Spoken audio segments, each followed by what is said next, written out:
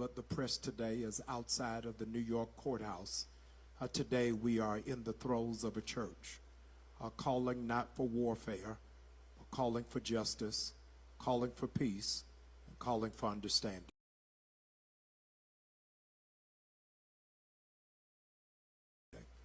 I stand today with the family, his life, that this would be for his sisters, for his family, and for his friends, the land of the free and the home of the brave.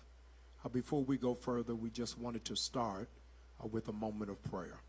I'm Dr. Jamal Harrison Bryan. I'm the pastor here at New Birth Missionary Baptist Church in Stonecrest, Georgia. And today we go to God in prayer. Good and gracious God, we come to you today weeping.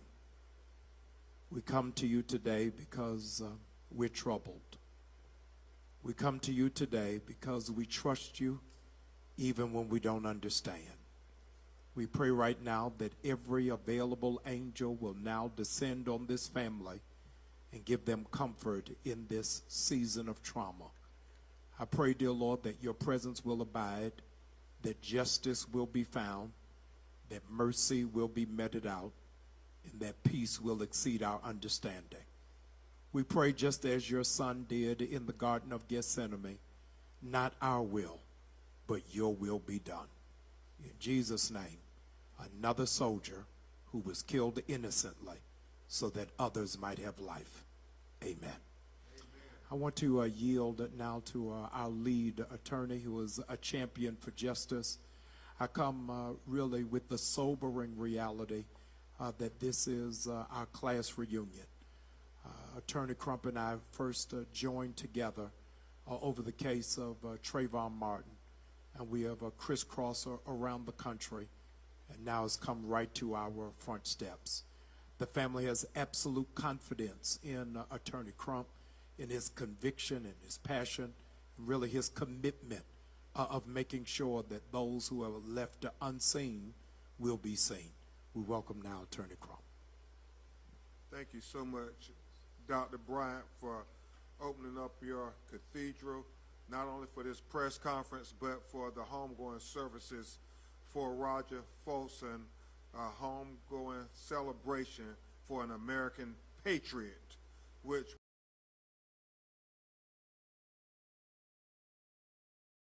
will take place tomorrow at time. Thank you also not only for your prayers, but those who have bear the cloth would not take a stand. You took a stand for God's children, all of God's children. So thank you for that. This is emotional. I'm Attorney Ben Crump, along with Attorney Natalie Jackson, Attorney Brian Barr of Levin Papantoni Law Firm.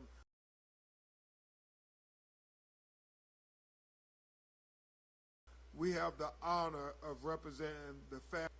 Is his mother, Mika Fortson, his father, Roger Wilburn, his little sister, Harmony, his little brother, Andre, his sister from Los Angeles, his sisters from Los Angeles, Raven and Tiffany, his uncle from Los Angeles, Maurice Washington, and a host of cousins and loved ones who are standing strong with his family, trying to keep especially his mother upright, doing something that is so unbelievable to her and his father.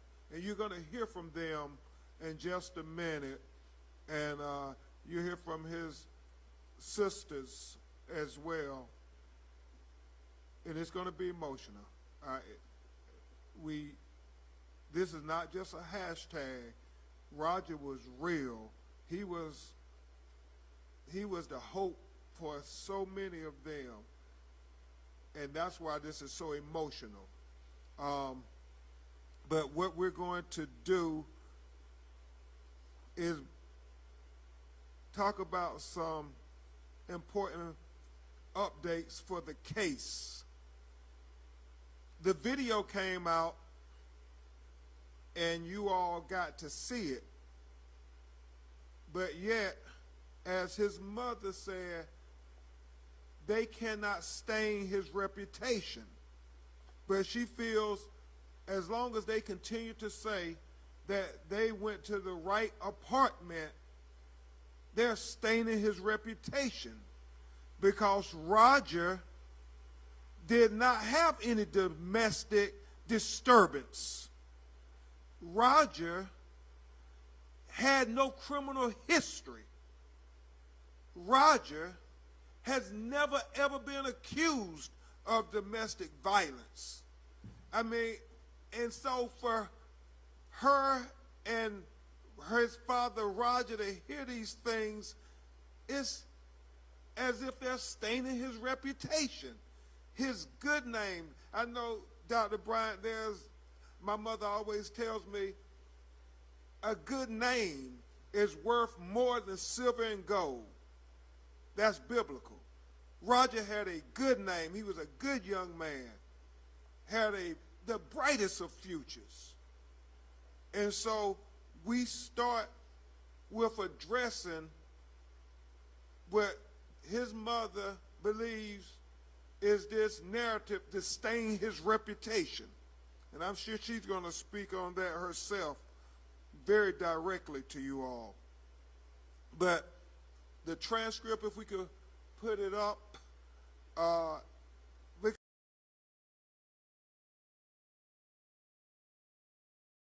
because you saw the video, but it's important that you, all of the facilities, and we're going to hand them out to you, but the parts that are germane, it starts, the body cam time stamp is now visible on the video, and it starts at 16 hours, 28 minutes, 45 seconds when they have the interaction with the woman who we believe is with the leasing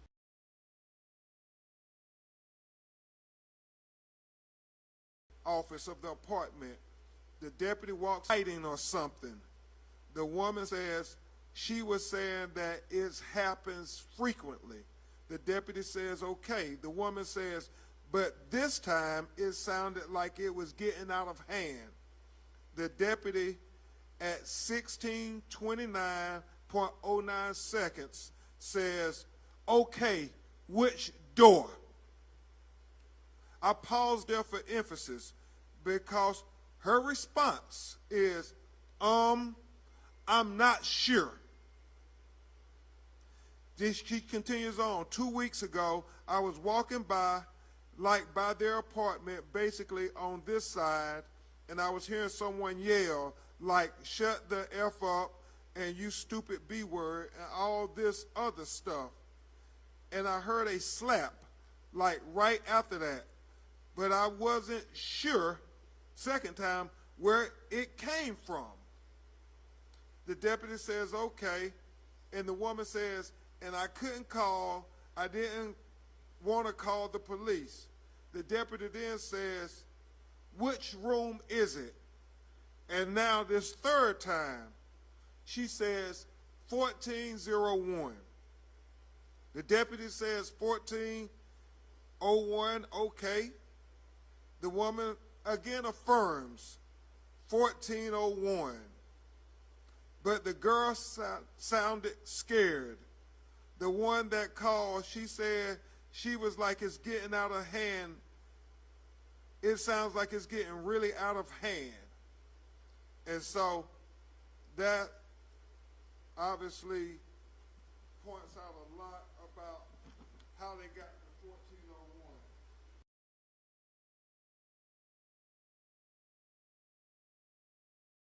And so he got on the elevator.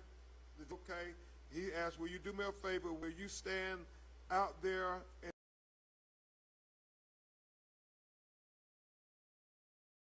direct the deputy that's coming through this, and it's going to be on this side. Deputy says, got you. Deputy says, got you. Then the deputy says, 312-111. Deputy radio call again, 312-111. The deputy goes to door E1401. It's important. They say this is domestic disturbance going on, but watch the body cam video and more importantly, listen to the body cam video. You can hear birds chirping. Deputy knocks loudly and then steps to the side out of the view of the peephole. If it's the police knocking and you want the person inside to know you're the police at the door, why are you stepping out from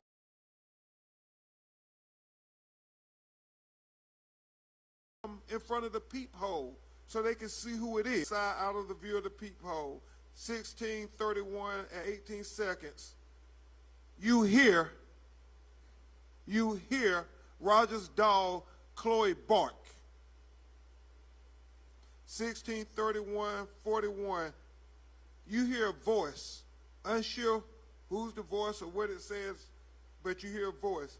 And then the deputy knocks again and steps to the side again in the video. Then the deputy knocks and says, "Sheriff's office, open the door." Deputy knocks again, steps back into the side again. Don't really understand what's going on. But he said, knocks again, says, "Sheriff's office, open the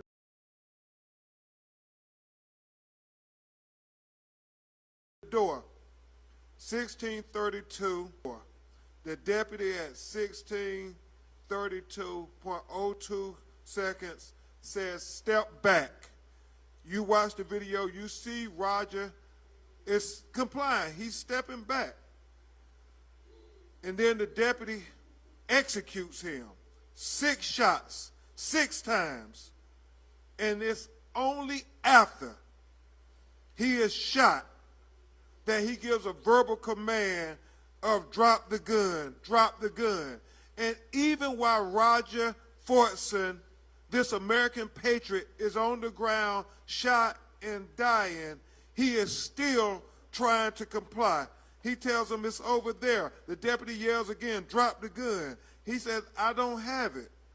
Deputy radio calls, 312 shots fired, suspect down, do not move. 312, get me EMS to my location. That's everything from the body cam video.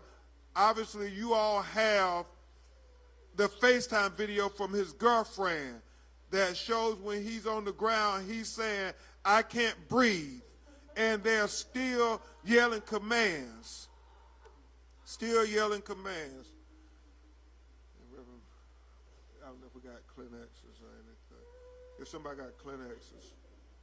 And we knew this was going to be emotional, but talking with his family,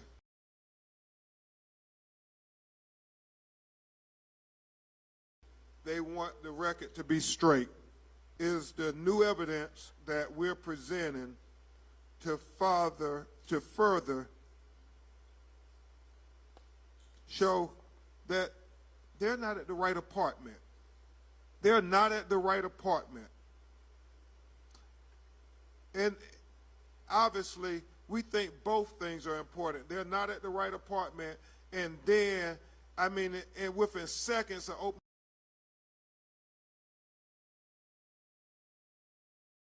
the front door saying, Roger, the police just, we believe, used excessive force and execute him.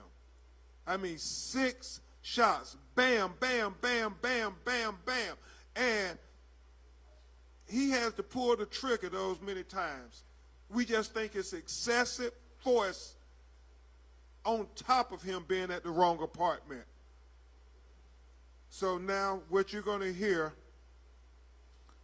is the radio traffic from the police officers that night that have been condensed to get rid of the stuff that is not relevant to what's going on at this apartment complex where Roger Fortson was shot and killed. And so, to the sound engineer, Ricardo, we're going to now play. 312, copy disturbance, physical progress. Go ahead. We need 319 racetrack. 319 racetrack. Can it be unit 14?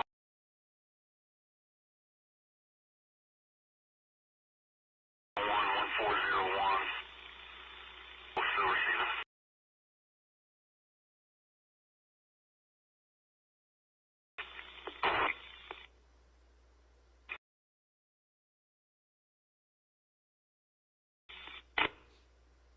Copy. 238. 31297. Tempo 1097. Don't have any further other than a male and female. It's all fourth party information through the front desk at the leasing office. Tempo. Confirm incident physical on 1097. Disturbance. 312 South 5. Suspect down.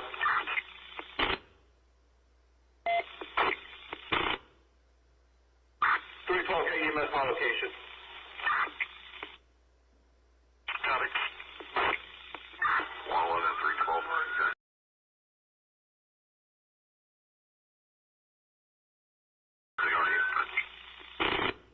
Copy, please. 243, do you have a follow for suspect? Road, blackmail, multiple gunshot wounds to the chest, SO on scene securely asking that you step it up.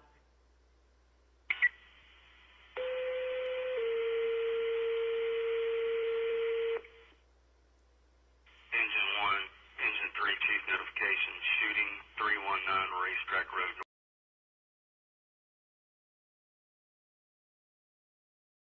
Northwest, blackmail with multiple gunshots. Echo 1401. Just one patient? For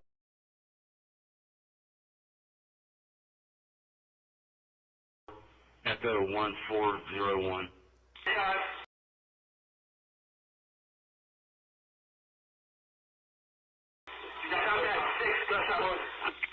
Visual Battalion 1 are also on scene. I'll have Chesil on command.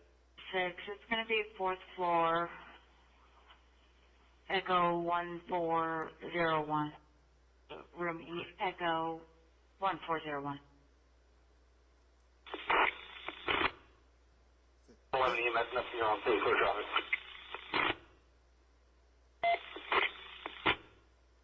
Thank, 437, thank you, application. thank you, Ricardo. I think that's the end. Can we go back to 53 seconds and to the media? We will provide you all with the radio traffic condensed, but the part that we feel is the crux of the matter here for these purposes, and we have it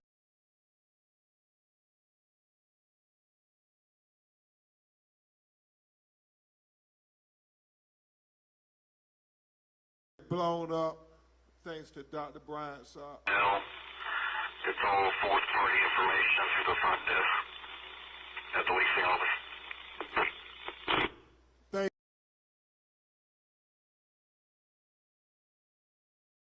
Thank you.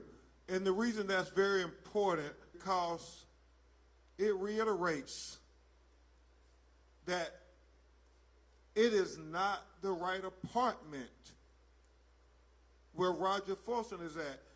The dispatch officer says, don't have any further other than a male and female. It's all fourth party information from the front desk at the leasing office. That's important for two reasons. Number one, the police already know before they get there, they've been told that where the disturbance is at, there's a male and a female, and that they are getting their information from the front desk at the leasing office. And it's, as his mother and father and everybody continues to say his girlfriend. Roger was in his apartment by himself, FaceTiming with his girlfriend. They were not raising their voices. He was making plans for their visit for the weekend. The only people in that apartment, only person in that apartment was him, and he had his dog Chloe, who was present there. Eric, can we show Chloe, because Dr. Bryant, we have gotten so many inquiries about his dog Chloe. Maybe we could put it on the other screen too. Because you heard Chloe bark, but also, and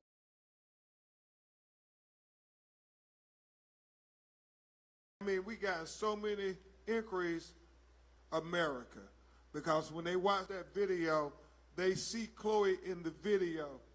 And if we can go to the next picture, Eric, where you see that Chloe is right there when her daddy is shot. And here, Chloe is there, and we have a freeze frame of it. Okay. And if we can put it on the others, Eric, if that's possible.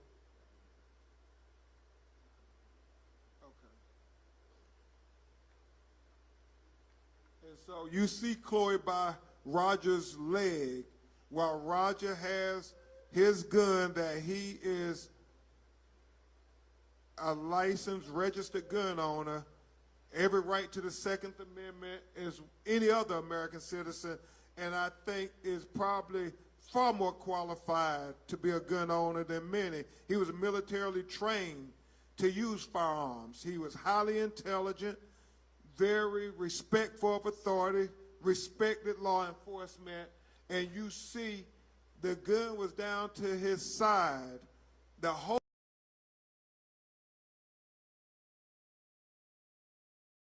time. He never raised it. In fact, on the trigger.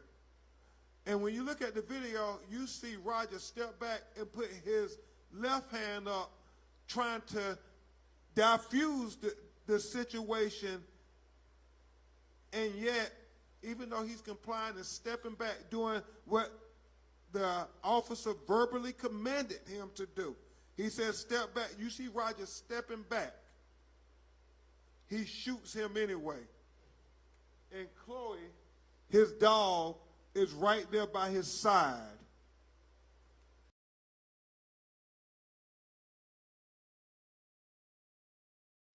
When he is shot. And so I know his family is thankful to everybody who's not only reaching out for their care and their concern, but also asking about his dog who he cherished. He loved his dog, Chloe. You'll hear his sisters talk about that a little bit. But we thought it was very important to make sure that we get the information out, because oftentimes, Dr. Bryan, we've seen it far too many times when they kill people, especially black people, unjustifiably. They have the investigation go on for months, years, without anything, where everybody forgets about him and he's swept under the rug. Well, we're not going to let them sweep Roger Fortson under the rug. And people say, oh, it's a rush to judgment. Well, what we see in our community, if we don't stand up and start fighting and saying justice for Roger and making the case, then there will be no judgment. And that's why we have to go through painstaking efforts with all these emotions from these mothers and fathers and these siblings, because they know all too well in America, if they don't come up here, even while they're grieving, and fight for justice, they won't have any chance at getting justice. We know that from Freddie Gray, Michael Brown, Trayvon Martin, Tamir Rice, Terrence Crutcher, Eric Gardner, Breonna Taylor. The list goes on and on. We have to call them to account, because if we don't do it, they won't do anything. And so people who criticize us talking about we're doing a rush to judgment, not doing anything, how has that worked out for black people in America? So that's why we're here, demanding justice for Roger Fortson. And at this time,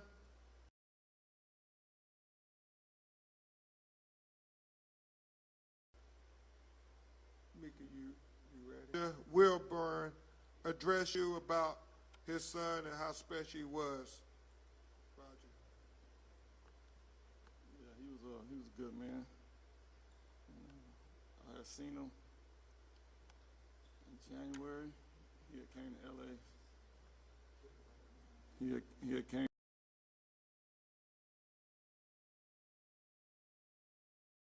to LA to see with sister. Had a good conversation, and I was letting him know that I was going to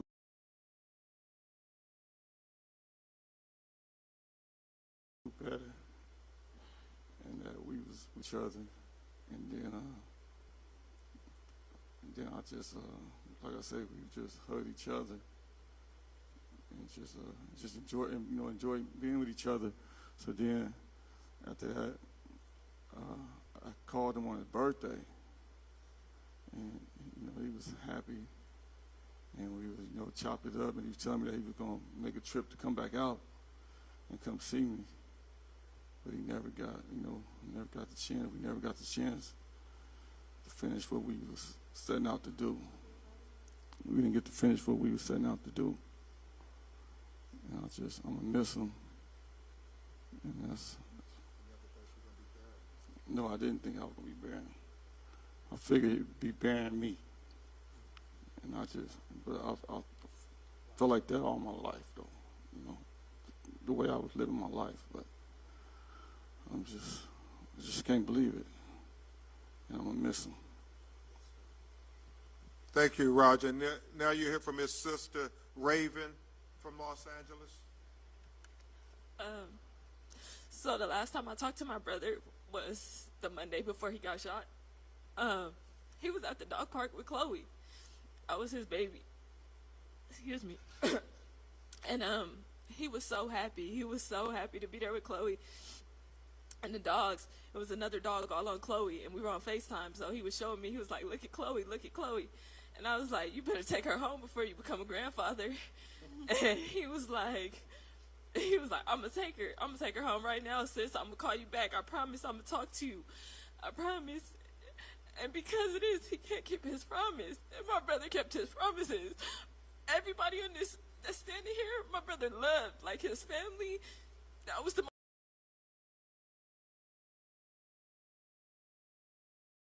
most important thing to him. So he took care of anything. He would say, "Don't worry about it. Don't worry about it. It's gonna be okay." And I just feel like we gotta get justice for him, because he would make sure we was okay. And we gotta make sure he okay. Tell about when you came to Atlanta. Oh, when I came to Atlanta to visit him, he gave me a tour, and he was so excited. Like, my brother loved being from Atlanta. He loved his city. Like I said, he loved his family. He loved where he was from. He loved who he was. He was proud of who he was. He was proud of what he did for work. And he just wanted to show me everything he loved and everything that was important to him. And being here, it hurts, because I just keep thinking, like, my brother, he's supposed to be here with me. How I'm here, he's not here with me.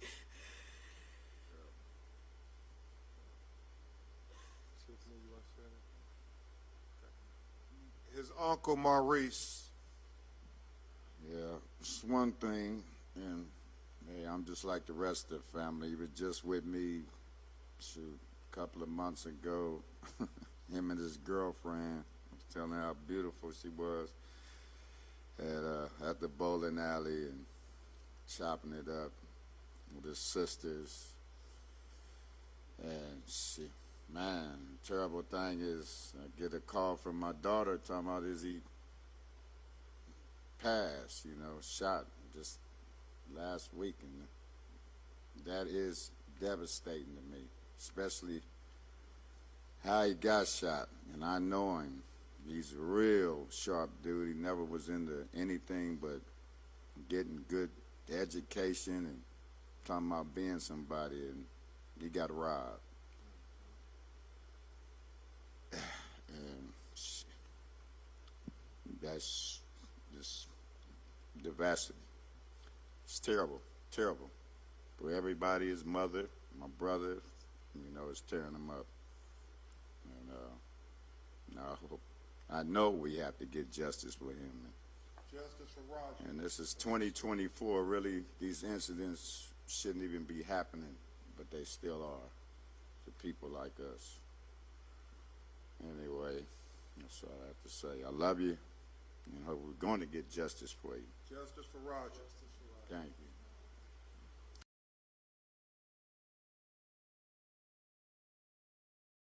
Thank you so much, Uncle Maurice. Before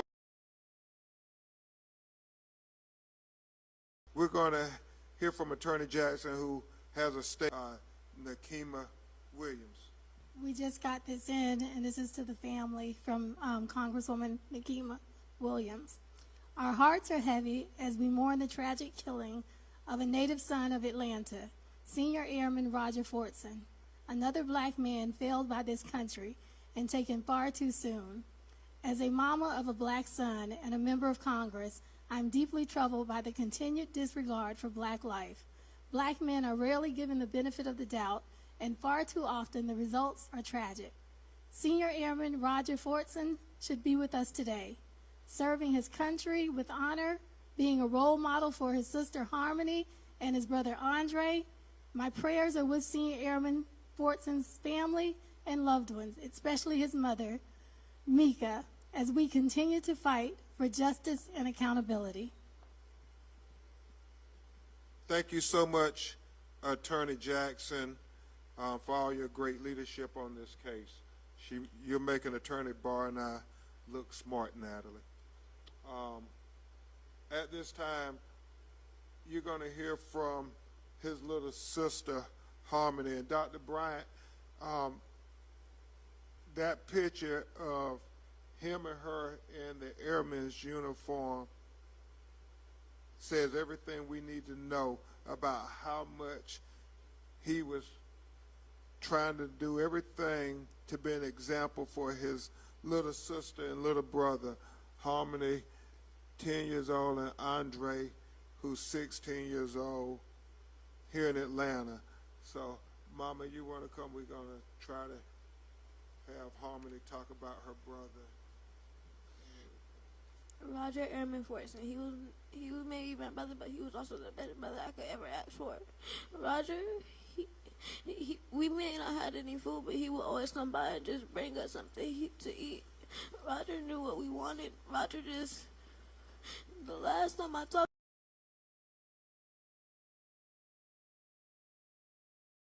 to him, it was on May 1st. It was on my birthday. I didn't even get to tell him I love him. All I got to say was I'll see him later. Now, I mean, I won't even get to see him later. I can't even. I just miss my brother. No, the first theme camp I ever went to was with him. The first actual theme park I ever went to was with Roger, and it only happened because of him. All the times that I've spent with him, some of them I can't even remember because I was so young. Now, as I'm 10 years old, it's just hard to speak when I just can't think about how he's not here with me right now, and he should be right beside us, and we should be somewhere having fun, not somewhere having grief because of somebody who made wrong decisions and took my brother away from me. Now, Harmony, we give you a round of applause. You spoke so good for your brother. And Dr. Bryant, I know his family started a GoFundMe because he was all about trying to help Harmony and Andre have a better chance at the American dream. And so I know not only his new birth family, but people all over the country are going to help make his dream come true. And his dream, Harmony, was for you all to have a better opportunity, Andre, at the American dream. And we won't let his dream go unfulfilled. We won't let it go. And his niece, what's your name? Lauren? Roger Fortson, he wasn't just my uncle, he was the best uncle. He will always make someone happy. He will never have a bad day in front of somebody. If he had a bad day, he would make it right. Wow. Everybody loved him. It was no hate to him until now. The last time I saw him was on his birthday, and I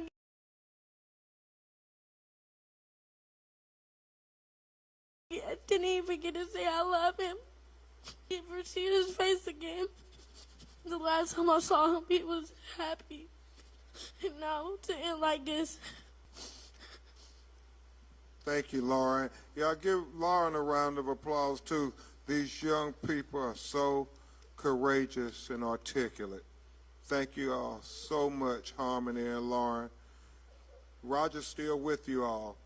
He'll always be with you. Rev, I don't know if you want to say something about that. This is really a full scope of the personality, the character of this amazing patriot to make an impact for these young people to have clear and crystal memories and to be so impacted.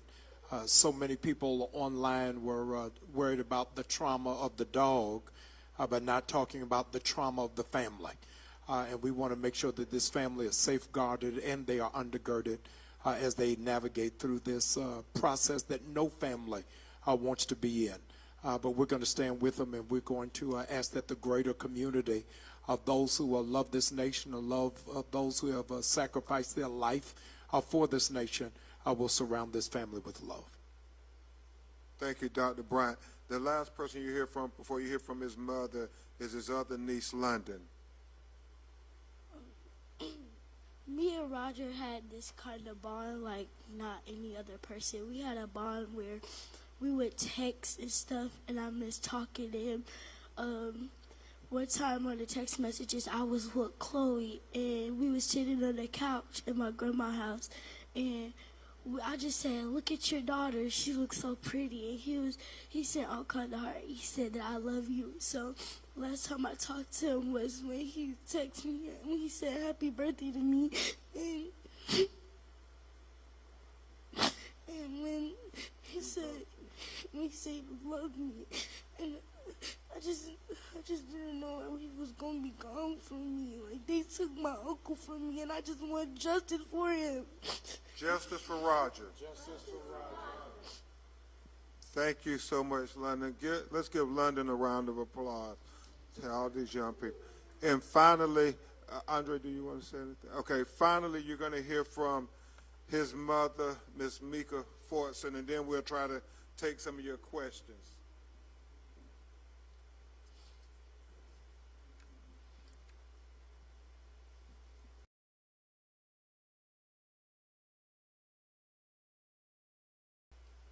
First of all, that my baby and my grandkids had all of that in them, because she 10, she's 11. They're supposed to be playing with teacups, playing patty cake.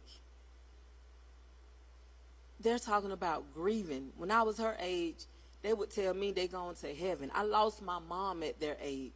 Only thing I was told, she's going to heaven. And my kids have to stand up here and explain themselves. They always say you don't have a strong black man in the family. Do you see us? Amen. We're black women. We had a strong black man. Now we have 2 strong black men up here with us. He had his dad namesake. And you're not going to, he didn't stain his dad's name. You're not going to stain his daddy's name. Amen. That name was too important to him. It was too important. I never looked at the video.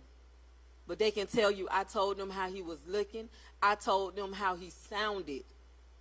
because we didn't have money. And you heard her right. When we didn't have food, we got food delivered to us from Kuwait, Qatar. We didn't have to eat what was there anymore. We ate what we wanted. We did what we wanted. This a big family. We went to Disney World Universal Studios during the weekday. How is that fair? I got 5 kids. Roger is now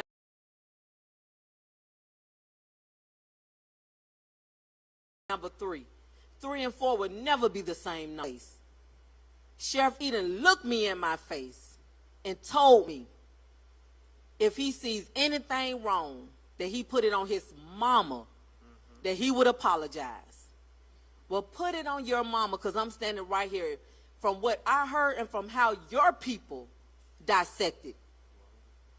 Police down in Florida sent me all kind of comments. They sent me so many I couldn't even take it, just knowing that your own people that's wearing the same suit that you're wearing, saying that you murdered him, you assassinated him. He didn't deserve that. No. I don't even remember Roger killing a spider. He'll grab it by the leg and just throw it out. And you killed a human. You killed mankind. He went to Kuwait. Oh, Qatar. The places that he went, we're not even accepted. But they accepted him. To come back here and kill the gift that God gave to me, God has never been an Indian giver. Never. So you're going to give me justice whether you want to, Chef Eden, or not. If you're a man of your word, all those tears you looked in my face and cried, get back on the podium. Because no sooner than you told me that lie, you did a press conference to cover up your people. You asked to come to his memorial. Yeah, you can come when you do your press conference and say you're going to give Roger justice. Amen. You're going to say that you promised his mama justice. Amen. That's when you can come. Yeah, you thought he was a poor black boy. But what you didn't know, he had a mama that's a poor black single mama. And I'll walk through the fire for justice for mine. You're not going to get any more tears. The tears was for my grandkids and for my daughter, for his sister. Because guess what? He was proud of his sister. Everybody in Atlanta knew who Raven Wilburn was. And the fact that you took that from her, no, we're not going to allow that. We're not going to allow that. I've talked to colonels, generals.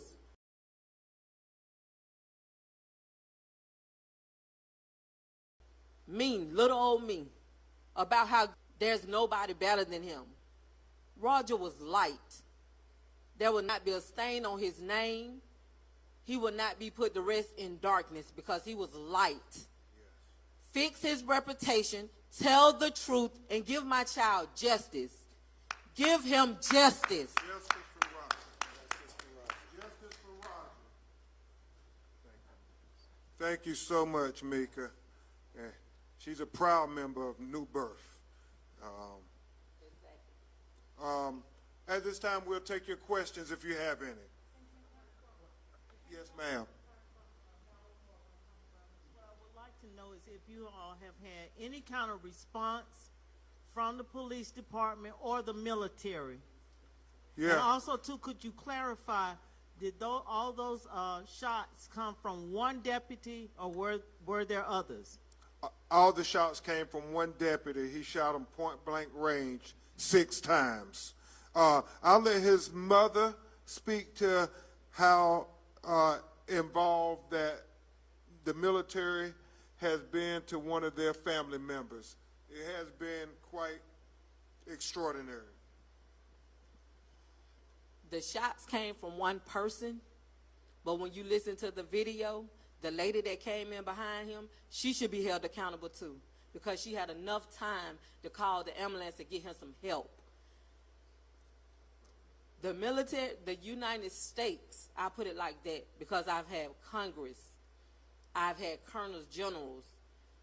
The United States Air Force, if it wasn't for them, I probably wouldn't even be standing up here. I When I say I'm not going to point him out, he has walked through the cemetery with me. He has cried with me. I picked my baby up in a casket when everybody was picking theirs up from a college. You know the military can't break code. I watched them babies with tears rolling down their eyes. I get calls 2 o'clock in the morning. How they know I need them calls? Some of them have not lost a child, but they knew that I needed a call. The military done something? No, the military is present. Let's be clear. They're present. Not done. They are present. They're walking with me. They're talking with me. Everybody that you see here are present with me. This is hard. This is hard, especially when you don't know the big words or the right words to say. This is hard. You're saying everything right, Mika. From your heart. You can never go wrong. Yes, ma'am. Attorney Crown, this is Audrey Washington with Channel 2. A couple of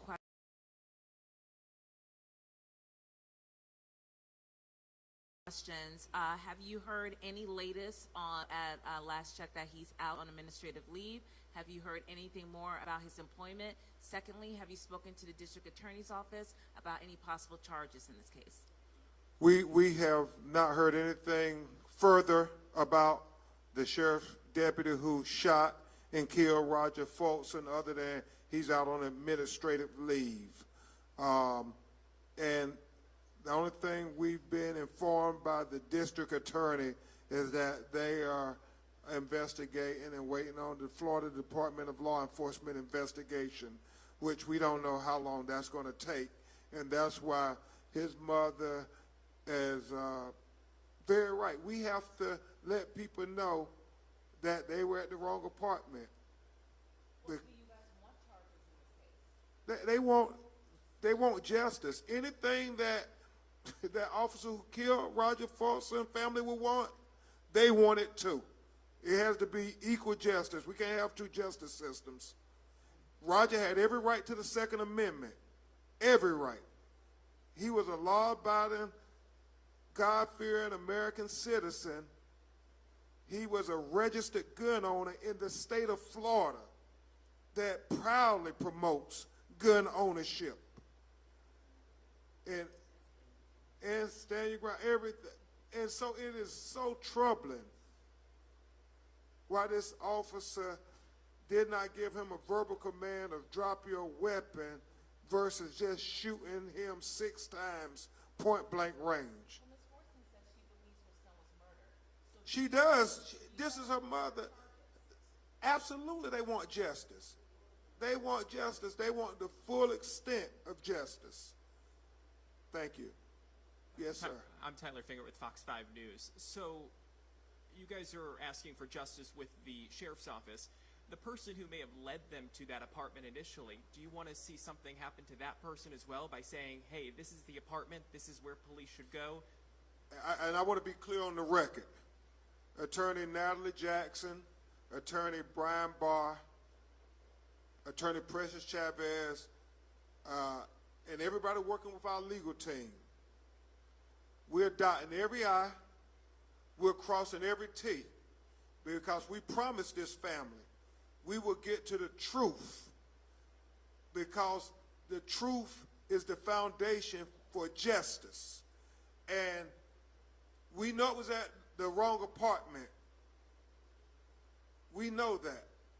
How they got to that wrong apartment, if it was the leasing office who put them at the wrong apartment, then they bear responsibility as well. Blood is on their hand as well, and they should be held to account.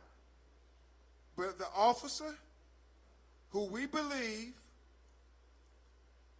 engaged in excessive force when he shot Roger 6 times before he gave a verbal command of drop the gun,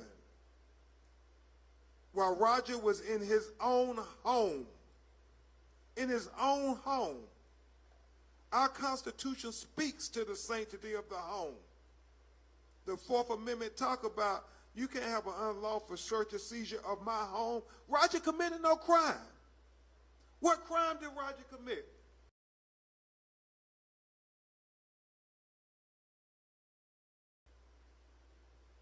What did Roger do?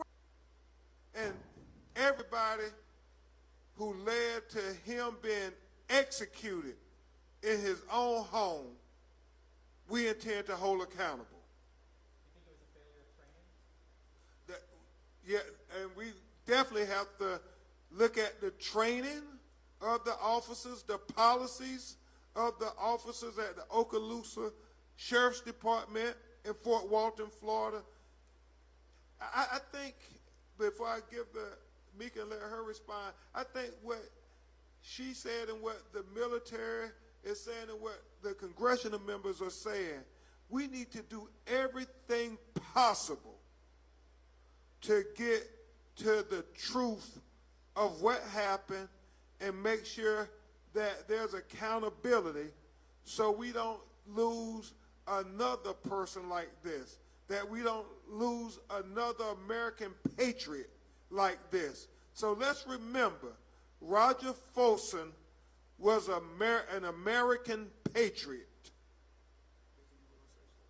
To answer your question, yes, she should be held responsible. Why didn't she let them know that what she told him? She could have came forth and said what she told him. Nobody double checked. It's like he didn't have a life.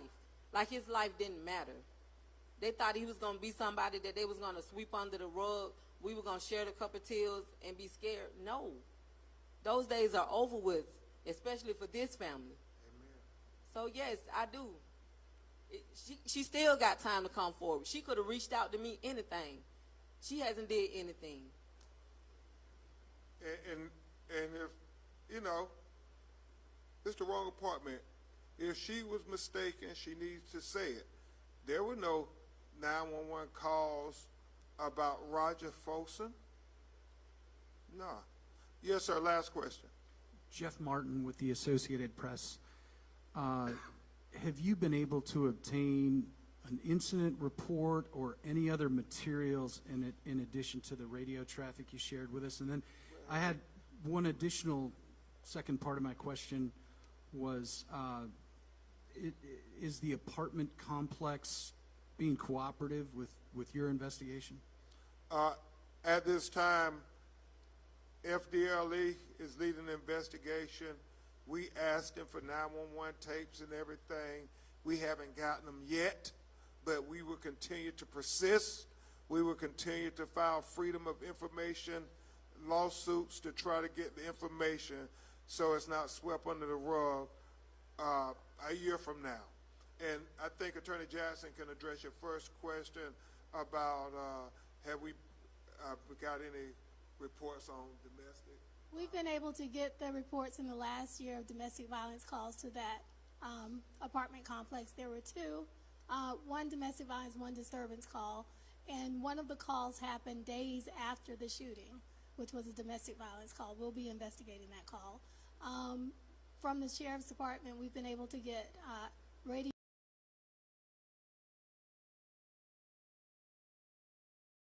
transcripts, some of the radio chatter, which is the new disputes, other records such as 911 call, which is what we believe we're entitled to, the initial call.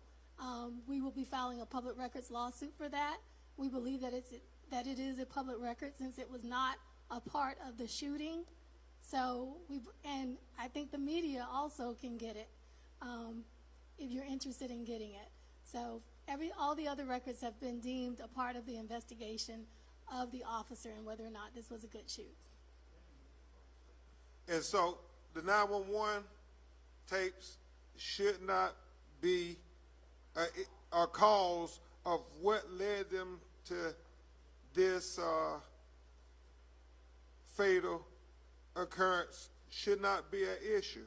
We should know what they said on the 911 call, what they said on the call to come there, what the leasing office said when they called to the police. And is there somebody on that floor who was having a domestic dispute? I think this is what is the crux of the matter here. The one thing we know is it was the wrong apartment because there was no female in Roger's apartment, period. There was no disturbance in Roger's apartment. And so we want the truth. We want justice for Roger Fortson. It's appropriate that we have the shepherd of this cathedral in the press conference with giving us whatever instructions for the homegoing services and a word of comfort for the family as they leave this press conference and prepare to bury Roger. Thank all of you for coming and for sharing and standing and echoing the sentiments of our attorney and this family. Winston Churchill said that real soldiers don't die, they just fade away. We want you to know that the memory of this amazing patriot will not die, but it's going to stand strong. Our services tomorrow will be at 11 o'clock, but we will open the doors at 10 a.m. The press is welcomed. I shared with the family on a couple of hours ago that when Emmett Till was killed, the mother made a critical decision to keep the casket open so all of America could see the atrocity. We want all of the press to come in and share on tomorrow. Ask that you will connect with our point of contact, Eric Burton, who is with us on today, standing right here, and ask that you will continuously lead them, cover them in your prayers and your support. We'll be sharing tomorrow, attorney, the GoFundMe account so that the larger community who wants to express compassion, care, concern, and love for this family might be able to undergird them long after tomorrow concludes. So ask that you would please keep the family in your prayers and in your thoughts, and know that for us, we want to make sure that the name of this patriot remains clean even in this chapter of his life. Thank you so very much for sharing with us today.